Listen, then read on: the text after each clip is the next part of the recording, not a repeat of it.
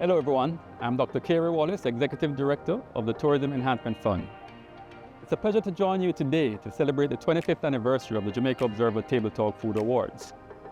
On behalf of the TEF, I extend heartfelt congratulations to the Jamaica Observer for their unwavering dedication to showcasing the finest in Jamaican gastronomy.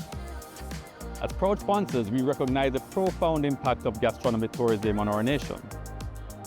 Through our Tourism Linkages Network, we highlight Jamaica's culinary expertise and talent, promoting festivals and creating a framework to attract more visitors. Our Jamaica Center for Tourism Innovation Division ensures our culinary professionals have internationally accredited skills to deliver exceptional experiences. Kudos to the Jamaica Observer for hosting this outstanding event, the premier gastronomy showcase of the Caribbean. We raise a toast to the bright future of Jamaican cuisine. Thank you, and let us continue to celebrate and enhance our rich culinary heritage. Cheers.